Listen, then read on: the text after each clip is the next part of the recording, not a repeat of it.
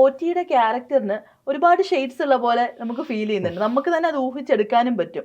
അങ്ങനെ ഒരു ഓഡിയൻസിന് ഭയങ്കര ഓപ്പൺ ആയിട്ട് ഒരു സ്പേസ് തന്നെ ഈ രാഹുൽ സദാശിവൻ കൊടുത്തതായിട്ട് ഫീൽ ചെയ്യുന്നുണ്ട് അല്ലെ? ഓരോ ക്യാരക്ടറിനും ഇപ്പൊ പോറ്റിയുടെ ക്യാരക്ടർ ആണെങ്കിലും ഇപ്പൊ ബ്രദറായിട്ട് അഭിനയിച്ച അതെ അതെ അരുണിന്റെ ക്യാരക്ടർ ആണെങ്കിലും എല്ലാവരുടെയും കുറച്ച് കുറച്ച് സീൻസേ ഉള്ളെങ്കിലും കുറെ കൂടെ ഷെയ്ഡ്സ് അവർക്കുണ്ട്.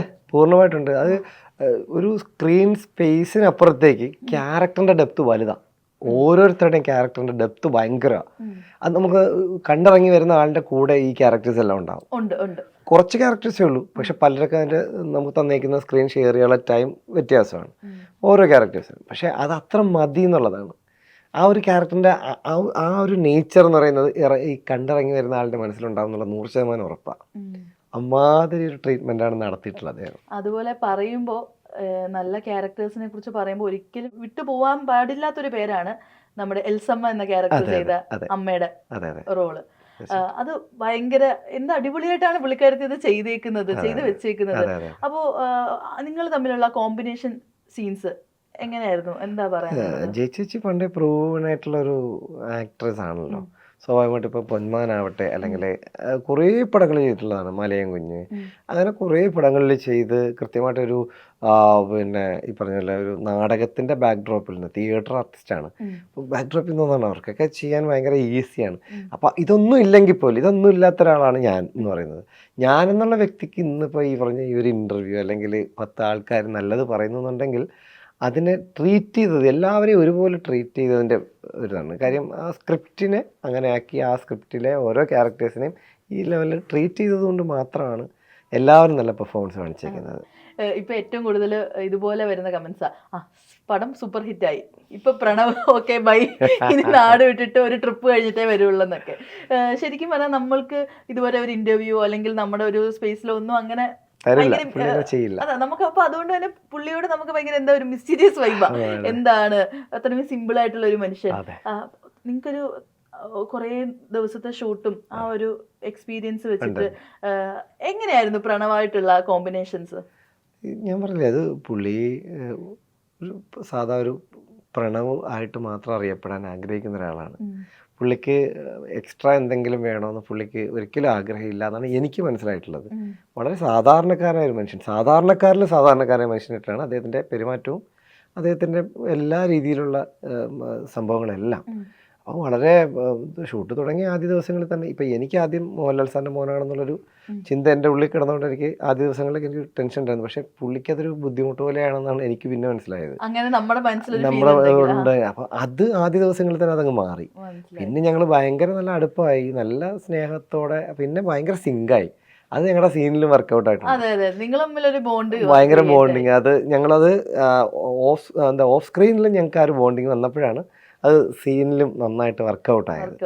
ഒരു സാധാ മനുഷ്യൻ, സാധാരണക്കാരൻ, അത്രേ ഉള്ളൂ. നമുക്ക് സീൻ ബൈ സീൻ ആയിട്ടൊക്കെ പറയാനുള്ള ലിമിറ്റേഷൻസ് ഉള്ളത് കൊണ്ട് എനിക്ക് പല കാര്യങ്ങളും ചോദിക്കണം എന്നുണ്ടെങ്കിൽ പോലും സീൻ ബൈ സീൻ ആയിട്ട് അങ്ങനെ ചോദിക്കാനുള്ള ലിമിറ്റേഷൻസ് ഉണ്ട്. പക്ഷെ പറയാൻ ഏറ്റവും എനിക്ക് മൂവി കണ്ടപ്പോഴത്തേക്ക് മോശമായിട്ട് തോന്നിയത് ഇവിടുത്തെ പല ഓഡിയൻസിന്റെയും തിയേറ്ററിലുള്ള അപ്രോച്ചാണ്. പലരും ആ ഒരു സൈലൻസിലിരുന്ന്, പിൻ ഡ്രോപ്പ് സൈലൻസിലിരുന്ന് കാണുന്ന സിനിമേനെ തിയേറ്ററിൽ വന്ന് കൊളവാക്കിയതായിട്ട് ഒരുപാട് വീഡിയോസ് ഒക്കെ വരുന്നുണ്ട്. ആസ് ആൻ ആർട്ടിസ്റ്റ് ഈ മൂവിയുടെ ഒരു വലിയൊരു പാർട്ട് എന്ന നിലയിൽ എന്താ ഫീൽ ചെയ്തത്? അതൊരു സങ്കടകരമായ കാര്യമാണ്. കാര്യം ഈ സിനിമ ഏറ്റവും ഡിമാൻഡ് ചെയ്യുന്നത് സൈലൻസ് ആണ്. എസ്പെഷ്യലി അതിപ്പോൾ നമ്മുടെ ഈ സിനിമയല്ല, ഹൊറർ മൂഡിലുള്ള ഏത് സിനിമയും ഏറ്റവും ഡിമാൻഡ് ചെയ്യുന്നത് സൈലൻസിനെയാണ്.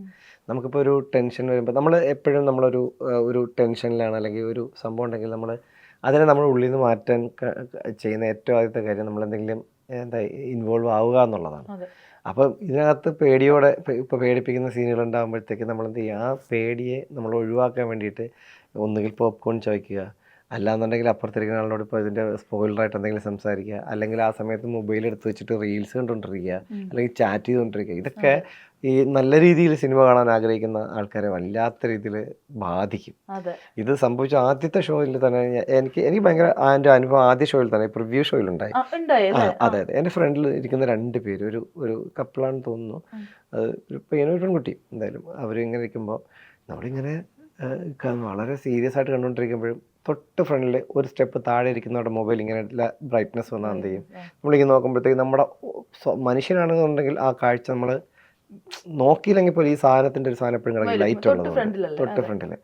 അപ്പം ഞാൻ കുറച്ച് നേരം ഒരു 5-8 മിനിറ്റ് ഞാനിങ്ങനെ നോക്കിയിരുന്നു. അവസാനം ഞാൻ എന്ത് ചെയ്തു, അപ്പോൾ ഒരു ഭയങ്കര ഡാർക്ക് സീൻ വന്നുകൊണ്ടിരിക്കുക. ഞാൻ ഇങ്ങനെ എന്ത് ചെയ്തു, എനിക്കാണെങ്കിൽ എൻ്റെ കംപ്ലീറ്റ് ചെയ്ത് പോയി. കാര്യം ആ ഒരു ആസ്വാദനത്തിൻ്റെ ഒരു സംഭവം ഉണ്ടല്ലോ. ഞാനിങ്ങനെ ഇരുന്നിട്ട് പെട്ടെന്ന് ഹലോ എന്ന് പറഞ്ഞ് തട്ടി വിളിച്ചു. ഇവർ രണ്ടുകൂടി ഇങ്ങനെ ഇരിക്കുക. ഞാൻ ഈ ഹലോ വിളിച്ചപ്പം സത്യം പറഞ്ഞാൽ ആ മൂഡിൽ ഇവരങ്ങ് പേടിച്ചു പോയി. ആ റിയാക്ഷൻ എന്ന് പറഞ്ഞാൽ ഇവര് ഇത് എവിടുന്ന ഈ ഒരു കൈ വന്നതെന്ന് പറയാതെ ഞാൻ പറഞ്ഞു ബ്രദർ അതൊന്നും മാറ്റാമോ, റീല് കാണുന്നൊന്നും മാറ്റാമോ, ലൈറ്റ് എനിക്ക് ഭയങ്കരമായിട്ട് എൻ്റെ കാഴ്ച എനിക്കത് ഭയങ്കര അനുഭവപ്പെട്ടു. അപ്പം എനിക്ക് ഭയങ്കര രസകരമല്ല, അത് അങ്ങനെ ഒരു മൊമെന്റ് ഉണ്ടായിപ്പോയതാണ്. പക്ഷെ നമ്മൾ എന്ത് സീരിയസ് ആയിട്ട് കാണുന്നതാണ് സിനിമയെ നമ്മളങ്ങനെ കാണുമ്പോൾ. ചേട്ടന് ഈ ഒരു ലൈറ്റിന്റെ വന്നുള്ളൂ. ഞാൻ പോയ തിയേറ്ററിൽ എറണാകുളത്ത് ടിക്കറ്റ് ഒന്നും കിട്ടാണ്ട് കഷ്ടപ്പെട്ട് 25 കിലോമീറ്റർ അപ്പുറത്ത് പോയിട്ട് സിനിമ കണ്ടിട്ട് പൂച്ചയുടെ സൗണ്ട്, പട്ടിയുടെ സൗണ്ട്, അപ്പുവേട്ടാ ഇവിടെ സേഫ് അല്ല പോലത്തെ കമന്റ്സ്. ഇത് ഞാൻ കരുതി എനിക്ക് മാത്രമാണോ, പക്ഷെ ഞാൻ നോക്കിയപ്പോഴത്തേക്ക് ഇപ്പൊ ഇഷ്ടം പോലെ വീഡിയോസ് വരുന്നുണ്ട് ഇത് റിലേറ്റഡ് ആയിട്ട്. ഭയങ്കര മോശം കമന്റ്സ് ഒക്കെ ഇതിനിടയിൽ നിന്നിട്ട് നല്ലൊരു മൂവി. അപ്പൊ എനിക്ക് ഭയങ്കര സങ്കടമായി പോയി. നമ്മള് അത്ര എക്സ്പെക്റ്റഡോടെ പോയിട്ട് ഈ കമന്റ്സ് കാരണം നമ്മുടെ ഈ നേരത്തെ പറഞ്ഞ പോലെ സൈലന്റ് ആയിട്ടുള്ള അത് ഭയങ്കര ഭംഗിയല്ലേ, ആ സൈലൻസിന് ഭയങ്കര മൂഡാണ്. പിന്നെ എസ്പെഷ്യലി ഇമാതിരി സിനിമകളിൽ. അതെ, പക്ഷെ അതിനെ സ്പോയിലാക്കുന്ന ഒരു സിനിമയെ മൊത്തത്തിൽ തകർക്കുന്ന ഇതിലാണ്. കാര്യം കുറെ ആൾക്കാർ സിനിമയല്ല ഇതിനെ ആഗ്രഹിച്ച് ഇത്രയും കാശ് കൊടുത്ത് വന്നിരുന്ന കാണുന്നവന്റെ പൈസക്കും ആ ആളിനെയും ബഹുമാനിക്കാത്തൊരു സംഭവം ഉറപ്പായിട്ടും. അത് ഇപ്പം നമ്മൾ ഈ ഭൂതകാലമൊക്കെ കണ്ട ആളുകളാണെങ്കിൽ ഓൾറെഡി അറിയാം എന്താണ് രാഹുൽ സദാശിവന്റെ ഒരു ഹൊറർ മൂവി, ആ ഒരു ജോണർ എങ്ങനെയാണ് പുള്ളി കൊണ്ടുവരുന്നത് നമുക്ക് വൃത്തിയായിട്ട് അറിയാം. അപ്പോ അങ്ങനത്തെ ഒരു സിറ്റുവേഷൻ വരുമ്പോഴത്തേക്ക് ഈ കാണിക്കുന്ന പരിപാടി ഭയങ്കര മോശമാണ്.